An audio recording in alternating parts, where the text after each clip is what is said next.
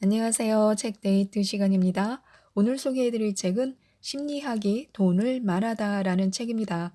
저우신 위에 지음, 박진희 옮김, 미디어숲에서 나온 책입니다. 이 책은 부에 영향을 미치는 돈의 심리학에 대해서 다루고 있는 책입니다. 돈이 사람에게 어떻게 심리적으로 영향을 미치는지를 연구하고 실험하여 그 나온 결과를 토대로 돈이 인간에게 미치는 심리적 상태를 보여주고 있는 책입니다. 읽으면서 깜짝깜짝 놀라게 되는데요. 물건을 사면서 선물을 하거나 받으면서 기부를 하면서 또 새 지폐와 헌 지폐를 사용하면서 우리가 미처 깨닫지 못했던 돈과 인간의 심리를 알려주고 있어서 돈과 자신을 이해하는 데 도움이 되는 책입니다. 돈의 심리학은 어떻게 우리 삶에 영향을 미치는지를 알려주고 있는데요. 몇 가지만 살펴보도록 하겠습니다. 돈은 흥미를 잃게도 합니다. 부족한 것이 없는 사람은요, 일반 사람이 느낄 만한 흥미를 쉽게 느끼지 못한다고 합니다. 바로 소위 말하는 소확행, 작지만 확실한 행복, 소소한 것에서 행복을 느끼는 것을 의미하는데요. 그 느낄 만한 것을 남겨놓지 않았기 때문입니다. 쉽게 군것질할 수조차 없는 빈곤한 상황에서 우연히 얻은 사탕 한 알이나 라면 한 그릇은요, 그 사람을 세상에서 가장 행복한 사람으로 만듭니다. 하지만 많은 돈을 가진 부자라면요, 제 아무리 비싼 케이크나 음료라도 거기서 만족감을 얻기란 매우 힘든 일입니다. 돈이 많거나 돈을 버거나 돈에 대해 생각하는 것만으로도 충분히 일상에서의 흥미를 잃게 할 수도 있습니다. 또 돈을 세는 것만으로도 진통 효과가 있다고 합니다. 영국의 유명 심리학자인 폴 웨블리는요, 돈은 마치 마약과도 같지만 동시에 치료약의 역할도 한다고 합니다. 어떤 치료약이냐면요, 바로 진통제 역할을 한다고 하는데요. 조사 결과 고통을 느끼는 정도는요, 가난한 사람들이 부자보다 더 크게 나타났다고 합니다. 두통에 국한되지 않았고 각종 다른 질병이나 이별 또는 외로움 등 다른 고통에서도 같은 양상이 확인되었다고 합니다. 가난할수록 고통을 더 크게 느낀다는 것입니다. 이렇듯 돈은 인생의 각종 고통을 줄여주는 역할을 톡톡히 합니다.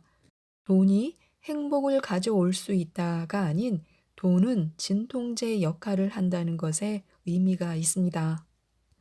돈은 사람을 보호해주고 고통을 덜어주는 역할을 합니다.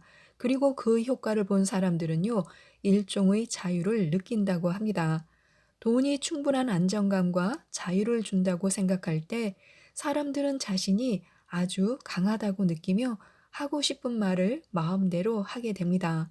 더는 타인의 시선을 신경 쓰지 않고 세속적인 것을 추구하며 부끄러워하지 않는 것입니다. 인생의 주인이 된 기분을 한껏 누리게 해주는 것, 그것이 바로 물질적 자유로움입니다. 누구나 살면서 한 번쯤은요, 손때가 묻은 더러운 돈을 받아본 적이 있을 것입니다. 이성적으로 생각할 때는요, 돈은 더럽거나 또 설령 조금 찢어져 있더라도 그 가치가 변하지는 않습니다. 하지만 연구 결과에 따르면요, 사람들은 더러운 돈을 받았을 때 행동에 변화가 생긴다는 것입니다. 돈이 얼마나 깨끗한지에 따라서 구매하는 물건의 종류가 달라진다고 합니다. 실험 결과에 따르면요, 더러운 돈은 더 빨리 사용했고 구매한 물건도 더 많았다고 하는데요. 또 헌 돈일수록 빨리 쓰고 그 돈으로 산 물건의 가치는요, 더 낮게 평가했다고 합니다. 또 전통시장에서 진행한 실험 결과에 따르면요, 처음에 더러운 돈을 내밀었을 때는 무려 4%까지 채소를 적게 받았고요, 깨끗한 돈을 내밀었을 때는 채소를 3%까지 더 받았다고 합니다. 깨끗한 돈을 받는다고 생각했던 사람들은요, 공평하고 성실하게 행동했고요, 더러운 돈을 받게 되리라 생각했던 사람들은요, 이기적이고 탐욕적인 행동을 보이기도 했다고 합니다. 착한 사람에게 복이 오고 악한 사람은 벌을 받는다라는 믿음은요, 일종의 안정감을 선사합니다. 사람은 외부 요인으로 인해 이러한 믿음이 깨지는 것을 두려워하는데요. 그래서 혼자만의 세계에 갇혀 믿음이 깨지지 않도록 스스로 이를 지켜나갑니다. 이에 관한 실험을 했는데요. 먼저 대학생 156명에게 앞으로 진행될 실험이 너무 재밌다고 소문이 나는 바람에 신청 인원이 제한 인원을 넘어섰다고 말하며 홀수인 학생들에게 참여 기회를 주겠다고 했습니다. 그리고 짝수인 학생들은 퇴장하게 했는데요. 이렇게 남은 학생들은 퇴장한 학생들보다 더 운이 좋다고 생각했고요. 퇴장한 학생들은 운이 없다고 느꼈습니다. 계속해서 연구진은 참여 기회를 얻든 그렇지 못하든 자신이 겪었던 일 중 좋은 일 혹은 나쁜 일을 써보라고 했습니다. 그 결과 참여 기회를 얻었던 운 좋은 학생들은요, 좋았던 일들을 더 많이 떠올렸고요. 반대의 경우엔 과거에 자신이 저지른 비도덕적인 행위들을 주로 떠올렸다고 합니다. 좋은 일을 하면 복이 온다는 생각이 바로 이 과정에서 발현된 것입니다. 즉, 운이 좋다고 느낀 학생들 역시 은연중에 과거에 했던 좋은 일이 운을 가져다 줬다고 생각했기 때문에 이런 결과가 나왔으리라고 해석할 수 있습니다. 또 그 반대도 마찬가지로 과거에 나쁜 행동을 저질렀기 때문에 운이 나빴다고 생각하게 된 것임을 알 수 있습니다. 좋은 일을 하면 보상을 받는다고 생각하기 때문에 사람들은 극도로 운을 원할 때는 돈을 써서 좋은 일을 함으로써 운을 얻으려고 합니다. 운에 투자하는 사람들은 선의를 위한 배품의 크기만큼 운으로 돌아온다고 믿습니다. 그래서 만일 다가올 미래가 불안하다고 느낀다면요, 로또에 당첨되는 것을 기대하거나 열심히 기도하는 대신에 착한 일을 해보는 것도 좋습니다. 비록 착한 일을 하는 것이 반드시 운을 가져다 준다고 보장할 수는 없지만요, 최소한 잠은 더 편하게 잘 수 있습니다. 마치 계좌에 있는 돈을 확인할 때마다 안정감을 느끼는 것처럼요, 운도 그러한 방식을 통해 쌓이고 있다고 생각하면요, 어느샌가 불안이 자신감으로 바뀌어 있을 것입니다. 우리가 남을 위해 돈을 쓰면요, 행복해지는 이유가 있습니다. 남을 위해 돈을 쓸 때 행복을 느끼는 이유는요, 연결, 성취감, 그리고 자주성 등 세 가지를 들 수가 있습니다.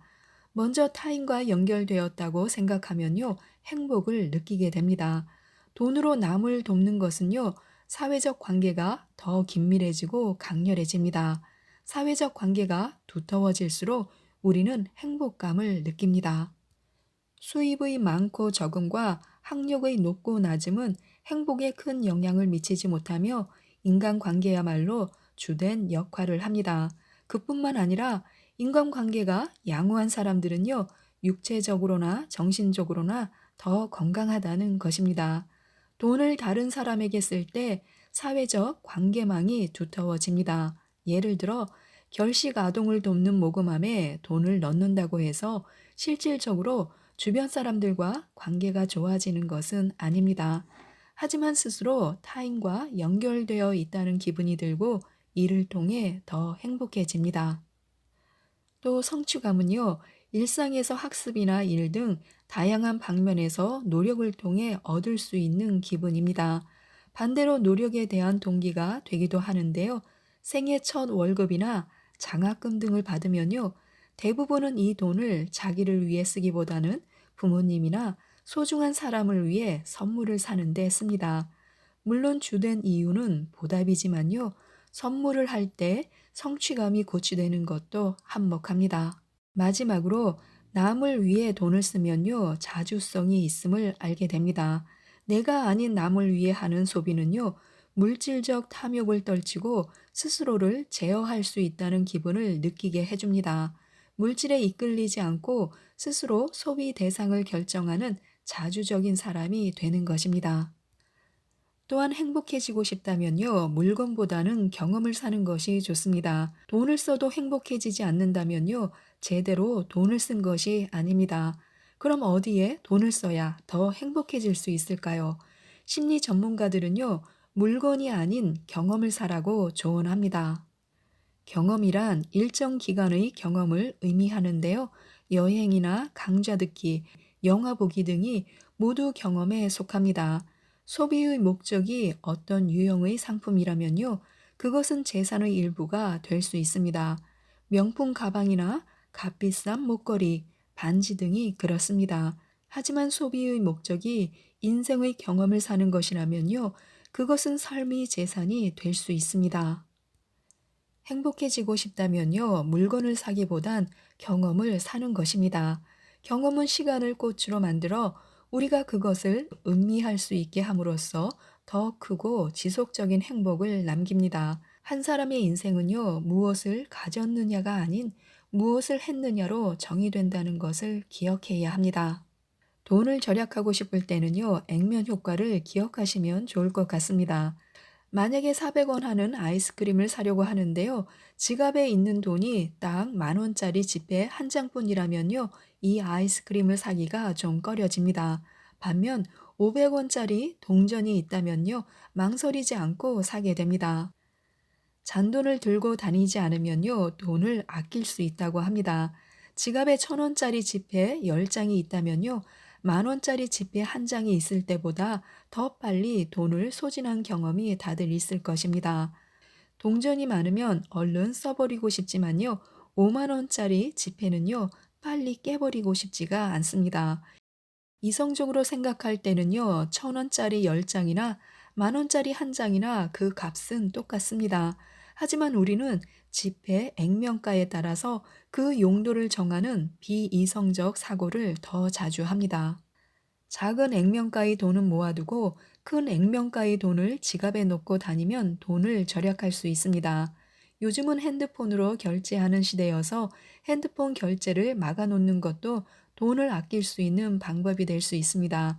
눈에 보이지 않는 돈은 소액권과 비슷한 느낌을 주어서 쓰더라도 덜 아깝게 여겨지기 때문입니다. 지금까지 이 책에 대해서 말씀드렸는데요. 돈은 거의 매일같이 우리 생활 속의 주요 화두입니다. 수많은 사람이 돈을 이야기하고 더 많은 돈을 벌고 싶어 하고 돈에 관련된 소식들을 찾아봅니다. 나도 모르게 돈에 과도하게 관심을 둔 사람들은요, 행복에 관해 물을 때 돈을 제일 먼저 떠올립니다. 내가 행복한지 아닌지를 재산이 대신 판단하는 것인데요. 내가 관심을 가지고 집중하는 것이 내 행복을 판단한다는 것입니다. 이 책을 읽어보시고 어떤 것에 내 행복을 맡길지 스스로 고민해 보는 시간을 가져보셨으면 좋겠습니다. 이상 책데이트였습니다. 감사합니다.